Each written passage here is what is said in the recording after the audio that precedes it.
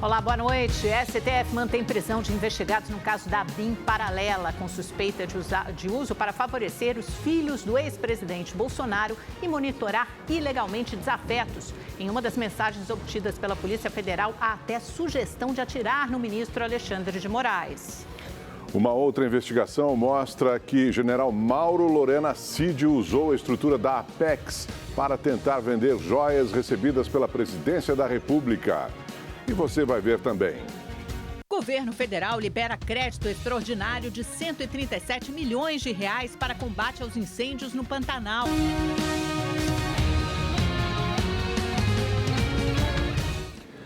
Com as férias escolares de julho, as pipas tomam conta do céu das cidades brasileiras. Apesar de popular entre as crianças, a prática pode ser perigosa pelo uso das linhas com cerol. Na alegria da brincadeira com as pipas, existe uma ameaça: os perigos das linhas cerol e chilena. A chilena é uma variante da linha de pipa, revestida com pó de óxido de alumínio ou quartzo moído. Já o cerol, mais tradicional, é feito com vidro moído e cola. Na cidade de Santa Isabel do Pará, uma criança de 8 anos morreu depois de ser degolada por uma linha chilena no início da semana. De acordo com a polícia militar, a vítima estava em uma motocicleta com o pai a caminho da casa da avó. Segundo a Secretaria Municipal de Saúde de Belém, 5 pessoas foram internadas na capital paraense com ferimentos graves por causa de acidentes envolvendo linhas de cerol e chilena, de janeiro a maio deste ano. Aqui no Pará, a comercialização desse tipo de produto é proibida. Um projeto de lei que proíbe a fabricação, comercialização e uso de linhas cortantes foi aprovada na Câmara dos Deputados em fevereiro. A proposta aguarda a análise do Senado. Uma pesquisa aponta que algumas marcas de pão de forma têm teor de etanol compatível com o de bebidas alcoólicas, o que permite identificação, inclusive no teste do bafômetro. A pesquisa realizada pela Associação Brasileira de Defesa do Consumidor, a Proteste, avaliou 10 marcas de pão de forma. Os dados mostraram que 6 delas poderiam ser consideradas alcoólicas, caso houvesse uma legislação semelhante à das bebidas, que determina um limite de 0,5% de teor de etanol para ser não alcoólica. A marca com a maior quantidade foi a Visconti, seguida por Balduco e Vic Bold 5 zeros. Nas 3 marcas, o teor alcoólico foi alto o suficiente para que o consumidor, ao comer 2 fatias, corra o risco de ser reprovado no teste do bafômetro. A operação Lei Seca, ela dá uma tolerância de 15 minutos para uma contraprova. E quando realizar a contraprova, provavelmente não vai aparecer mais nada. O que não pode é o motorista recusar o teste do etilômetro, alegando que ingeriu o pão associado à bebida alcoólica e por isso está recusando. Isso vai gerar uma infração de recusa ao teste do etilômetro, que é uma multa de R$ 2.900, 7 pontos na carteira, suspensão de direito de dirigir por 12 meses e, além disso, seu veículo pode ser removido para depósito caso não haja um condutor habilitado para retirar o veículo no local da infração. Também foi encontrado álcool nos pães de forma Vic Bold sem glúten, Vic Bold leve, Panko e Seven Boys. Já as marcas Plus Vita e Puma têm um teor abaixo de 0,5%. Foi uma surpresa para mim, como para a nossa família, porque lá em casa a gente consome bastante pão. O álcool aparece no pão por causa do processo de fermentação. A maior parte evapora no forno. A pesquisa revela que o problema é que o etanol ainda estaria em teores elevados quando o produto chega na mesa dos consumidores. Com isso, pessoas que não podem consumir álcool estariam ingerindo sem saber. Tem pessoas que tomam medicamento, né, que não é compatível com o álcool. Eu queria saber melhor sobre isso aí. Os resultados da análise foram enviados para o Ministério da Agricultura, Pecuária e Abastecimento e também para a Agência Nacional de Vigilância Sanitária. A Proteste sugere que seja estabelecido um percentual máximo de etanol nos pães e que seja feita fiscalização. A Anvisa já abriu um processo para avaliar medidas a serem adotadas.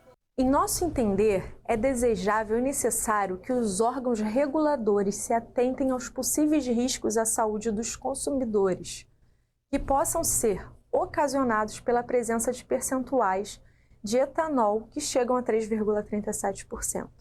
Acreditamos que esses riscos podem ser mitigados pela ação regulatória, sugerindo o estabelecimento de percentual máximo de álcool, por exemplo, 0,5%.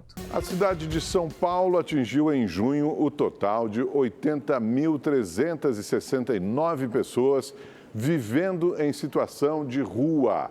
Em 6 meses, esse número subiu 24%. Em dezembro de 2023, cerca de 64 mil pessoas viviam nas ruas. Os números são do Observatório Brasileiro de Políticas Públicas com a população em situação de rua. A família de uma criança de 5 anos de idade que morreu depois de receber alta de um hospital em Congonhas, no interior de Minas Gerais, denuncia negligência médica. Ao vivo, o repórter Pedro Oliveira tem mais informações. Oi, Pedro, boa noite. Que história horrível. E uma história dessas sempre gera muita comoção na população local, né? Pois é, Amanda, boa noite para você, boa noite, Augusto, e para quem assiste o Rede TV News. Amigos e familiares protestaram na cidade de Congonhas, aqui em Minas Gerais, em memória à pequena Lívia Carolina Condé. A Lívia, ela brincava com o irmão quando ficou presa em um baú. Ela machucou o ombro e foi transferida de uma UPA para um hospital, onde recebeu atendimento de um ortopedista que constatou apenas uma luxação. Ela então foi medicada e depois liberada. Ao chegar em casa, a família percebeu que a pele da criança passou a ficar roxa e as dores ficaram mais intensas. Ela foi levada até a unidade de saúde e precisou esperar até que o médico ortopedista terminasse o intervalo de descanso. Um pediatra a examinou e teria questionado o atendimento do ortopedista. O atestado de óbito apontou morte por causas indeterminadas. Na denúncia feita ao Ministério Público, consta que uma enfermeira disse que a criança apresentou um quadro de trombose e, em seguida, uma parada cardiorrespiratória. Agora, a polícia e também o Conselho de Medicina aqui de Minas Gerais investigam o caso. A Secretaria de Saúde de Congonhas e o médico responsável pelo atendimento ainda não se pronunciaram. Augusto, Amanda. Obrigado, Pedro. A OAB do Rio de Janeiro vai recorrer da decisão do Tribunal de Justiça, que nesta semana absolveu os 3 policiais civis envolvidos na morte do adolescente João Pedro, que aconteceu em 2020. Um menino de 14 anos foi atingido por um tiro dentro de casa durante uma ação da Polícia Civil e da Polícia Federal em São Gonçalo. A casa onde o adolescente estava tinha mais de 70 marcas de tiros. A OAB disse ainda que dará ciência da sentença ao ministro do Supremo, Edson Fachin, relator da ADPF das favelas, que determina medidas para reduzir a letalidade nas operações policiais no Rio de Janeiro. O influenciador digital Nego Di e a esposa dele, Gabriela Souza, foram alvo de uma operação do Ministério Público do Rio Grande do Sul contra a lavagem de dinheiro. Gabriela foi presa em flagrante com uma arma de fogo de uso restrito e munição.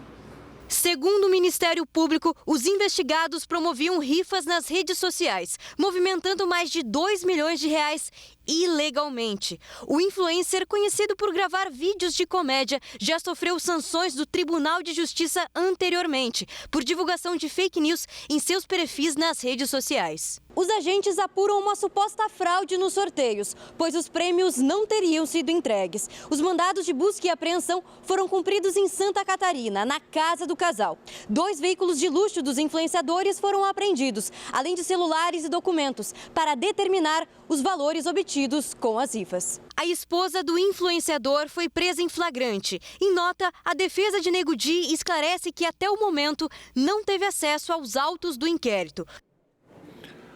Uma mulher foi arrastada por um carro na zona norte do Rio de Janeiro, tudo porque ela foi reclamar com o motorista que estava estacionado na porta de uma garagem. Raquel ainda tem as marcas pelo corpo. O caso aconteceu no dia 18 de junho. Ela é diretora de uma escola e foi pedir a uma motorista estacionada em frente a uma garagem que retirasse o carro. A imagem mostra quando a vítima se aproxima do veículo. Ela se apoia na porta do carro e, depois de alguns segundos, a motorista arranca. Raquel foi arrastada por cerca de 20 metros. Quando eu me aproximo, eu bato no vidro da janela dela com o dedo. E aí ela abre parcialmente o vidro E aí eu pergunto, né, senhora, uma porta de garagem, a senhora está parada numa porta de garagem. E aí, quando ela já me responde, ela me responde exaltada, né, tá, eu tô vendo que é uma porta de garagem. Ela ainda exaltada me fala, e da próxima vez você poderia ser mais bem educada. E aí eu falo educada como a senhora que parou na porta da minha garagem, e aí ela já ameaça arrancar com o carro. Raquel bateu a cabeça e chegou a desmaiar. Ela foi socorrida pelos bombeiros e levada para um hospital da região. A motorista tentou fugir, mas o marido da vítima conseguiu alcançá-la. A polícia está investigando o caso. As duas já foram ouvidas pela polícia. Eu vi uma pessoa infringindo uma lei, né? Inclusive uma lei de trânsito. Eu acionei a guarda municipal e eu fui falar com essa pessoa. Eu acho que a minha presença em nenhum momento representava qualquer perigo para ela. A polícia do Rio de Janeiro concluiu o inquérito do caso do empresário envenenado pela namorada com um brigadeirão. O repórter Tony Vendramini tem os detalhes ao vivo. Oi, Tony, boa noite. Quantas pessoas foram indiciadas nesse caso? Boa noite, Amanda. Boa noite, Augusto. Boa noite a todos que nos acompanham. Ao todo, 6 pessoas foram indiciadas por envolvimento na morte do empresário Luiz Marcelo Ormond. A namorada dele, Júlia Andrade Catermol Pimenta, vai responder por homicídio por motivo torpe, com emprego de veneno e com uso de traição ou emboscada. Ela também foi indiciada por se apropriar dos bens do empresário, vender as armas dele, por estelionato, associação criminosa, fraude processual, falsidade ideológica e uso de documento falso. Já a Suiane Brechac, que é a cigana apontada como a mentora do assassinato, vai responder pelos mesmos crimes, menos o uso de documentação falso. As duas já estão presas. Também foram indiciados Leandro Jean Rodrigues Catanhede, que é o namorado da Suiane, por receptação, venda de armas, associação criminosa e fraude processual. O Vitor Ernesto de Souza Chafe, que é amigo de Suiane, foi indiciado pelos mesmos crimes. Michael Graças Soares, pela compra das armas de Luiz Marcelo. E Giovanni Tavares Gonçalves, por ter intermediado a compra. O corpo de Luiz Marcelo Ormond foi encontrado já em estado de decomposição em casa em maio. A perícia constatou que ele morreu depois de comer uma sobremesa envenenada preparada pela namorada. Para a polícia, a motivação do crime foi financeira. Agora, com o inquérito já concluído, vai ser encaminhado para o Ministério Público. Amanda, Augusto. Obrigado, Tony. Milhões de veículos sem regularização e licenciamento circulam pelo estado de São Paulo. Entre as consequências estão a piora do trânsito e o crescimento no número de acidentes. O Adriano tinha esse carro há 5 anos. As condições tanto externas quanto internas não negam que o veículo estava irregular. O IPVA e o licenciamento do veículo também estavam atrasados. E ao ser parado em uma fiscalização na zona norte da capital paulista, não teve jeito. O carro foi apreendido. Esse carro já está 2 anos parado. Justamente agora que eu fui tirar o carro para arrumar, para levar para licenciar, acabei sendo parado. De acordo com o Detran, no ano passado, 35,2% dos mais de 18 milhões e 872 mil veículos no estado de São Paulo não estavam licenciados. Na capital paulista, quase 44% dos mais de 5 milhões e 500 mil veículos também não estavam com licenciamento em dia. De acordo com a Secretaria de Segurança Pública de São Paulo, no ano passado foram realizadas mais de 9 mil operações e 290 mil autos de infração relacionados a veículos sem registro ou licenciamento na capital paulista. Apenas nos 3 primeiros meses deste ano foram aplicados 26% desses autos de infração. Para os especialistas, esse grande número de veículos irregulares traz mais acidentes de trânsito, chamados agora de sinistros. Se você tem uma frota, metade da frota não licenciada, esses motoristas não estão mais preocupados com o valor de multa, porque não vão pagar nada. Portanto, estão cometendo mais infrações, estão se envolvendo em mais eventos de trânsito, em mais sinistros, em mais mortes. De acordo com o diretor-presidente do Detran-SP, Eduardo Ágio, o governo aumentou o número de operações de fiscalização no estado. Em relação à fiscalização de trânsito executada especificamente pela Polícia Militar em convênio com o Departamento Estadual de Trânsito, a gente está falando num incremento substancial na quantidade de fiscalizações, por volta de 40%. E existem uma série de iniciativas focadas em preservação da vida através do trânsito. Mas para este especialista, isso não é o suficiente. Basta fazer isso. Usar a fiscalização eletrônica para identificar os veículos não licenciados que estão circulando pelas avenidas e, com isso, já fazer bloqueios específicos para pegar aqueles veículos. Ortopedistas de Belo Horizonte realizaram o primeiro transplante de tornozelo no Brasil. O paciente é um adolescente de 17 anos que perdeu os movimentos do pé esquerdo por causa de uma leucemia. Vitor foi diagnosticado com câncer nas células sanguíneas aos 10 anos. O tratamento deu certo, mas a quimioterapia provocou um desgaste no osso do tornozelo e muitas dores.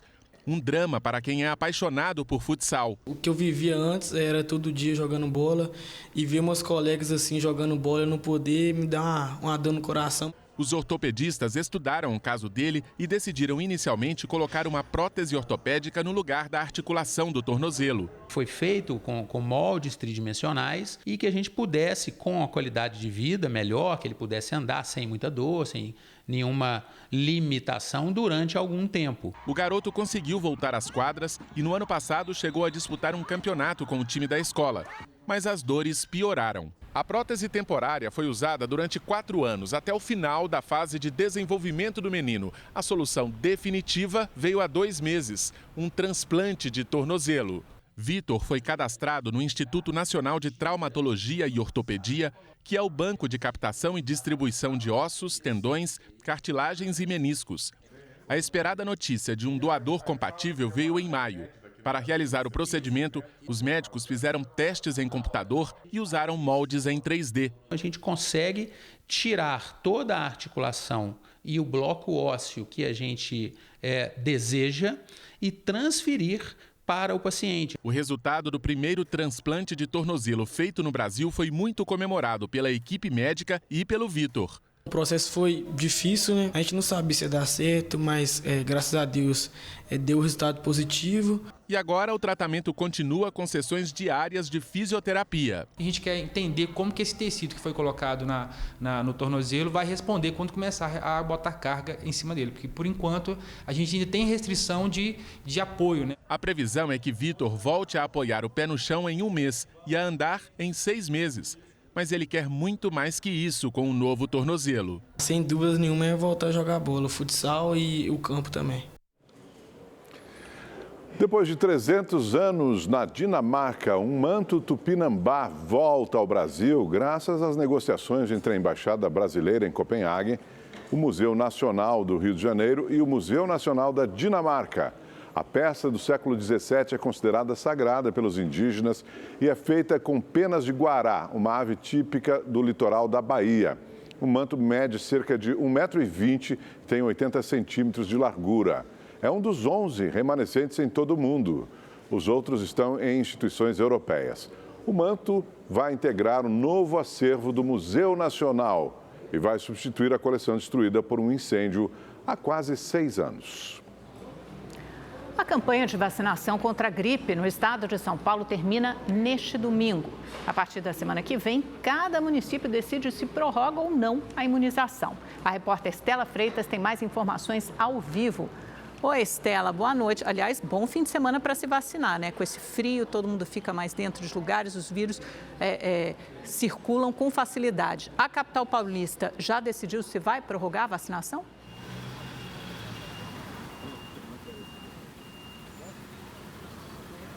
Oi, Amanda, uma boa noite a você, boa noite a todos. Quem está aqui na capital paulista dá para aproveitar esse fim de semana, mas também dá para aproveitar os próximos dias, porque segundo a Secretaria Municipal da Saúde, a vacinação segue por tempo indeterminado aqui na cidade de São Paulo. Desde o começo da campanha, no dia 22 de março, foram aplicadas mais de 2,5 milhões de doses, o equivalente a 47% do público prioritário. Mas é importante reforçar que desde maio a campanha foi ampliada para todos os públicos a partir dos 6 meses de idade. A vacina está disponível em todas as unidades básicas de saúde da cidade, nas 474 unidades, de segunda a sexta-feira, das 7 horas da manhã às 7 horas da noite. Aos sábados, muda um pouquinho porque a aplicação é feita nas UBSs integradas às assistências ambulatoriais, ou seja, as AMAs, também nesse mesmo horário, das 7 às 7. Amanda, Augusto. Obrigado, Estela. Olha, e ainda sobre esse assunto, apesar das redes sociais facilitarem o acesso à informação, elas também propagam notícias falsas, a ponto de uma parcela da população reconsiderar se vacina ou vacina os filhos por causa das fake news. Na internet encontramos de tudo, inclusive desinformação. E quando o assunto é vacina, o que não faltam são fake news. É fácil achar questionamentos sobre a eficácia e segurança das vacinas e até mesmo associações com doenças e transtornos. E esse desencontro de informações gera ainda mais desconfiança, apesar da população confiar nos imunizantes. Claro, eu acho que a vacinação é super importante, mas quando a gente acaba escutando coisas, vendo alguns fake news, a gente fica assustada, né? Por conta que a gente fica meio, será que é verdade? Será que não é? Mas as minhas filhas sempre com as vacinações em dias, porque eu acho muito importante. Conheço muita gente que não tomou e que eu aconselhei a tomar. E numa outra época, essa mesma pessoa pegou Covid. E se arrependeu depois, ficou há quase um ano internada, ficou entre a vida e a morte. A propagação de notícias falsas no mundo virtual pode ter consequências no mundo real. Na semana passada, a Secretaria de Saúde do Rio de Janeiro emitiu um alerta sobre o aumento da incidência da coqueluche, infecção altamente contagiosa. Em São Paulo, já são mais de 160 casos da doença. Apesar do risco, os índices de vacinação contra a coqueluche no Rio e em São Paulo estão baixos. Historicamente, a gente tem que lembrar que as vacinas contribuíram com a erradicação de várias doenças graves. Eu posso citar aqui poliomielite, posso citar a varíola. E também as vacinas contribuíram com a diminuição de doenças muito graves. Coqueluche, tétano. Então, as vacinas mudaram a condição de saúde da população ao longo dos anos. Uma pesquisa feita pelo Conselho do Ministério Público, junto com o Instituto de Pesquisas Sociais, Políticas e Econômicas, o IPESP, e também a Universidade Santo Amaro, mostra que 21% dos 3.000 entrevistados em várias regiões do país disseram já ter deixado de se vacinar ou vacinar seus filhos após terem visto informações negativas sobre imunizantes nas redes sociais ou nos aplicativos de mensagens. Outro levantamento mostra o despreparo dos brasileiros em reconhecer uma notícia verdadeira em assuntos gerais. Com mais de 40.000 entrevistados em 21 países, o Brasil teve o pior desempenho em acertar a veracidade de conteúdos. A desinformação é sempre deletéria para a tomada de decisões, óbvio, né? Mas em saúde ela mata. Esse é um problema muito grave, né? A desinformação em saúde, ela causa adoecimento, ela causa recrudescimento de processo de adoecimento e no limite, ela mata. Gente, pense bem, ouça seu médico, ouça a Anvisa, ouça a Secretaria de Saúde, ouça o Ministério de Saúde.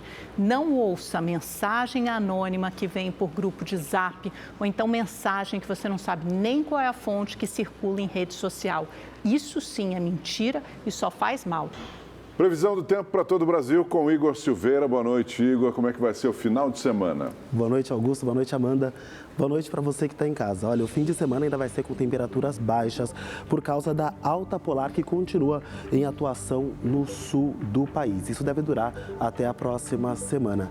Em Florianópolis, por exemplo, a temperatura mínima amanhã começa na casa dos 12 graus e a máxima não passa dos 16 graus. Além da baixa nas temperaturas, também tem previsão de chuva no Paraná, principalmente em Santa Catarina e também no Rio Grande do Sul. Em São Paulo, o dia começou com bastante nebulosidade. À tarde o sol apareceu, mas não esquentou muito, viu? Como a gente observa aqui na imagem, ninguém tirou o casaco. Amanhã não vai ser diferente, vai ser aquele sábado típico para passar com a família. E tudo isso porque a temperatura máxima não passa dos 17 graus. Já no domingo sobe um pouco para 24 graus e na segunda-feira cai para 23. No Rio de Janeiro não vai ser diferente. As máximas amanhã não passam dos 24 graus e tem previsão de chuva em pontos isolados. No domingo sobe para 28 graus, mas na segunda-feira cai para 26. No Nordeste e também na região Norte não muda nada. Tem previsão de chuva, como a gente observa aqui no mapa, a qualquer hora do dia, tanto no sábado quanto no domingo. Quanto às temperaturas, as máximas podem chegar aos 32 graus em Manaus. No centro-oeste não esquenta muito. Os termômetros não passam dos 25 graus em Cuiabá. Bom fim de semana para todo mundo. Amanda, Augusto. Bom fim de semana, bom descanso, Igor. Obrigada. O governo de Mato Grosso do Sul anunciou o fim das queimadas na região, mas ainda existe uma preocupação com pontos de calor que podem causar novos focos de incêndio. E o governo federal liberou 137 milhões de reais para as ações de prevenção e combate aos incêndios no Pantanal. Uma medida provisória determina a abertura de crédito extraordinário de 137 milhões e 638 mil reais para o combate à prevenção de incêndios no Pantanal. O valor se soma ao montante de 100 milhões de reais já disponibilizados em junho. Durante uma live na internet, o governo de Mato Grosso do Sul anunciou que não há mais incêndios no Pantanal. O combate intenso às chamas e o clima favorável ajudaram no processo. A gente vê pouquíssimos focos de calor. No Pantanal mesmo, a gente observa apenas um foco de calor. Essa massa de ar frio foi um alento nessas atividades, mas as condições vão voltar, como diz a doutora Valesca, aos patamares críticos que a gente encontrou antes dela ter chegado ao nosso estado. Agora, o próximo passo é evitar que o fogo volte a partir de pontos de calor que ainda continuam ativos. Do início do ano até o dia 9 de julho, 594 mil hectares foram queimados no Pantanal sul-mato-grossense, um aumento de 159% em relação ao mesmo período de 2020, considerado até então como a pior temporada de incêndios no estado, com 229 mil hectares destruídos. Em proporção, o Pantanal é o bioma brasileiro que mais perdeu superfície de água. A área diminuiu 61% em comparação com a média histórica, aberta em 1985, e caiu de 956 mil hectares para 381 mil hectares. Beneficiados pela Câmara dos Deputados na votação que regulamentou a reforma tributária, os alimentos ultraprocessados matam mais pessoas no país do que homicídios, acidentes de trânsito e tumores de mama e próstata. Isso de acordo com o levantamento da USP, Fiocruz, Universidade Federal de São Paulo e Universidade de Santiago do Chile. Já outra universidade, a Federal de Pernambuco, aponta que fatores como renda e moradia estão diretamente associados ao tipo de alimentação escolhido pelo consumidor. Quanto menor o poder aquisitivo, maior a opção por esses alimentos ultraprocessados. Os produtos ultraprocessados estão por toda parte do supermercado. Fugir deles na hora de encher o carrinho não é fácil. Geralmente são as opções mais práticas, baratas, mas com poucos nutrientes. A gente sabe que não é o hábito saudável, mas infelizmente a rotina e até a questão da acessibilidade do valor também, né? Meu amor, agora tá mais barato levar uma bolachinha. Menos saudável, mas mais barato, né?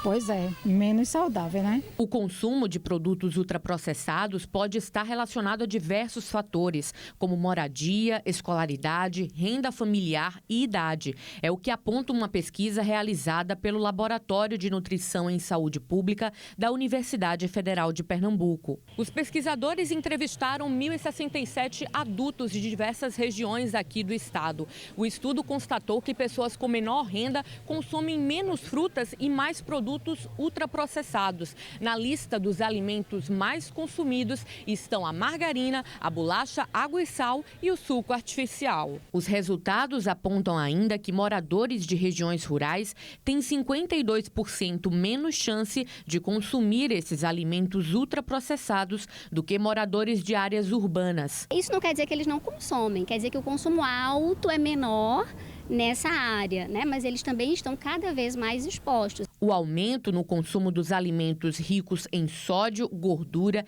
e pobres em nutrientes estão diretamente relacionados ao surgimento de diversas doenças. Isso gera muita questão de doenças crônicas, né? Diabetes, a hipertensão, tem muito sódio por causa da hipertensão, tem muito açúcar com a diabetes e também está relacionado muito a cardiopatias. Para melhorar a saúde, a Elisângela teve que fazer substituições. Os produtos ultraprocessados deram lugar a marmitas congeladas e bem mais saudáveis. O resultado veio na balança, 10 quilos a menos. É comida normal, é cuscuz, é inhame, é feijão, é arroz, é carne. Quando a gente quer mudar alguma coisa, comprar um iogurte natural, que realmente é um pouquinho mais caro, mas não é uma coisa que você vai estar comendo diariamente, né? Só para você realmente fazer de lanche e mudar em uns dias que você está querendo alternar alguma coisa. O ministro do Supremo Tribunal Federal, Alexandre de Moraes, determinou que o Facebook cancele o perfil de Anderson Torres, ex-ministro da Justiça do governo Bolsonaro. Em abril deste ano, a conta dele foi hackeada e a defesa de Torres solicitou ao STF que ela fosse recuperada ou apagada. Moraes, então, optou por determinar ao Facebook o cancelamento da página do ex-ministro. Uma portaria da Secretaria de Prêmios e Apostas do Ministério da Fazenda, publicada nesta sexta-feira, estabelece uma série de regras para as plataformas de apostas, popularmente conhecidas como bets, estabelecidas no Brasil. Segundo a portaria, as empresas deverão avaliar a capacidade econômico-financeira do apostador e as apostas que ele faz. Além de monitorar possíveis indícios de lavagem de dinheiro, as bets terão de fazer classificação de riscos de funcionários e fornecedores. Transações suspeitas deverão ser comunicadas ao COAF. Ainda de acordo com a portaria, as bets devem ter ferramentas para impedir algumas pessoas de apostarem.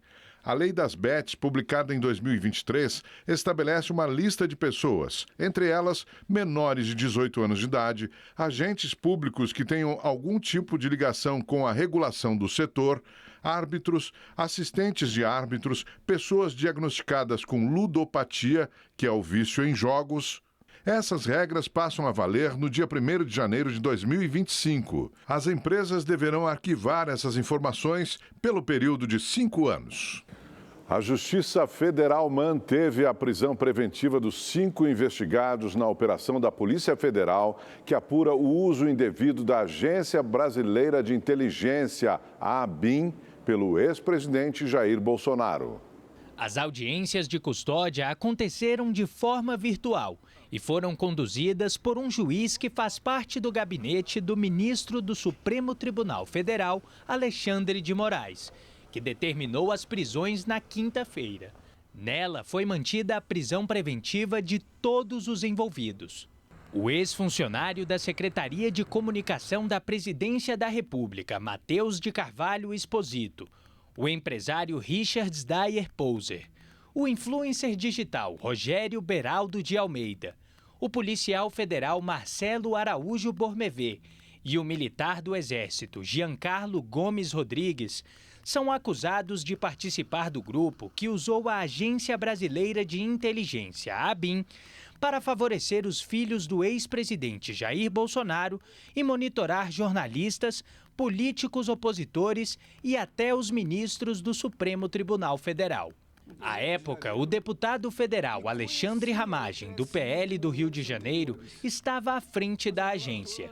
No relatório feito pela PF, são conversas de um aplicativo de mensagens que mostram o policial federal Marcelo Bormevê questionando o subordinado Giancarlo Rodrigues sobre a possibilidade do então presidente Bolsonaro ter assinado a minuta de decreto de intervenção federal.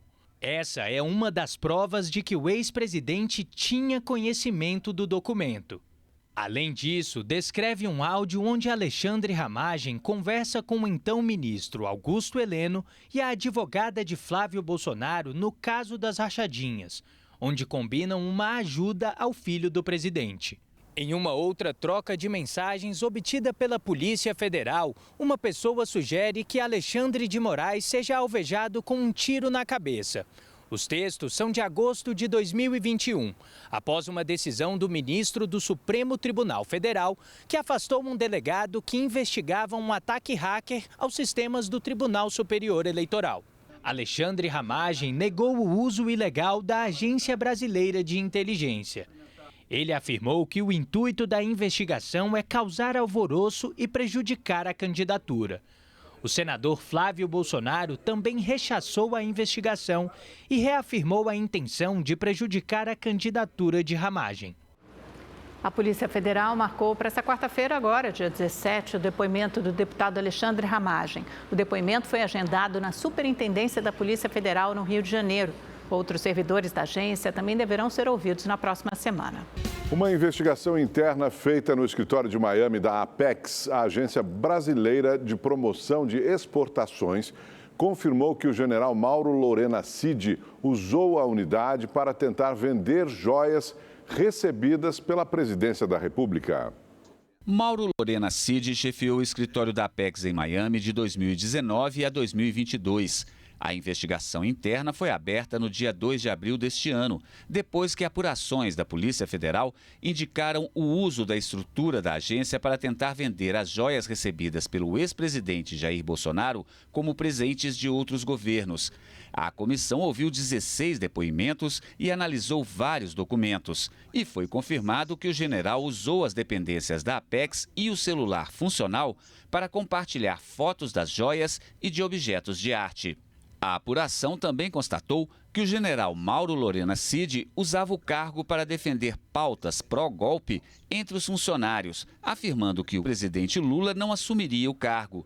Cid teria visitado ainda o acampamento golpista em Brasília, acompanhado de 2 servidores da Apex. A agência também apontou que o médico de Bolsonaro, Ricardo Camarinha, foi contratado como funcionário fantasma. Segundo o relatório, o médico não desenvolvia qualquer atividade profissional que mantivesse ligação com o cargo de assessor e nem frequentava o escritório, o que configura uma contratação fraudulenta. Ainda segundo a Apex, Mauro Lorena Cid resistiu em entregar o celular funcional e apagou de forma indevida o conteúdo do aparelho. O relatório afirma que ficou comprovada a presença do general no escritório da Apex semanas após sua demissão e que ele teve tempo suficiente para agir conforme seus interesses e afastar qualquer evidência. Em entrevista ao programa É Notícia da Rede TV no mês passado, o presidente da Apex, Jorge Viana, adiantou com exclusividade que Mauro Lorena Cid tentou usar a agência para conseguir imunidade diplomática. Eles criaram, inclusive, uma figura que não existia, que é anexo consular, para buscar imunidade para o general que estava lá. Gente, isso não se faz para quê? Para se proteger de quê? O presidente do Senado, Rodrigo Pacheco, afirmou que não vai dar prioridade para a chamada PEC da anistia. A proposta de emenda constitucional perdoa partidos políticos que desrespeitaram a cota mínima de candidatura por gênero e cor. Organizações de transparência eleitoral estimam que o valor devido pelos partidos chega a 23 bilhões de reais. A fala de Rodrigo Pacheco vem um dia depois de a Câmara dos Deputados aprovar a proposta em votação relâmpago, que contou com o apoio de governistas e oposição. O presidente do Senado ainda reafirmou que é contra o perdão aos partidos políticos. Mas só destacando que, vamos dizer, eu sou defensor das cotas, eu acho importante essa inclusão e essa forma de distribuição de fundo partidário, distribuição de tempo de televisão. Eu sempre fui defensor disso e não deixarei de ser defensor disso. Pacheco também disse que o texto não vai tramitar em caráter de urgência. A Câmara dos Deputados aprovou a PEC em 2 turnos na noite de ontem. A versão final foi desidratada de última hora. Inicialmente, o texto previa perdão aos partidos políticos que não cumpriram a cota mínima de financiamento de campanha de candidatos pretos e de mulheres. O perdão pode chegar a 23 bilhões de reais. No entanto, o relator Antônio Carlos Rodrigues, do PL de São Paulo, mudou de ideia. Pelo texto aprovado, os partidos que descumpriram a regra nos pleitos de 2020 e 2022 podem reinvestir a verba nos próximos 4 pleitos, a começar em 2026. Será uma questão que a Justiça Eleitoral terá que fiscalizar de forma firme para justamente ver se esse recurso, que tem um destino fixo, de fato será destinado aonde deve ser. A proposta ainda reduz a parcela do fundo partidário que os partidos devem investir em campanhas de candidatos negros. Uma decisão do Supremo Tribunal Federal determinou que os recursos devem ser investidos de forma proporcional, mas o texto da emenda fixa um limite de 30%. Para se ter uma ideia, mais da metade dos candidatos nas eleições de 2022 eram negros ou pardos. Pela determinação do STF, os partidos deveriam destinar 50% do dinheiro a essas candidaturas. Outro trecho da PEC também deixa de responsabilizar os partidos por falhas em prestações de conta e permite um financiamento de dívidas antigas com pagamento em até 180 meses. No Senado, a PEC deve ser analisada somente depois do recesso parlamentar e deve ir direto para a Comissão de Constituição e Justiça. O Rede TV News desta sexta-feira fica por aqui. Obrigado pela sua companhia. Uma ótima noite para você. Um bom fim de semana. Nos vemos amanhã a partir das 9h30. Até lá.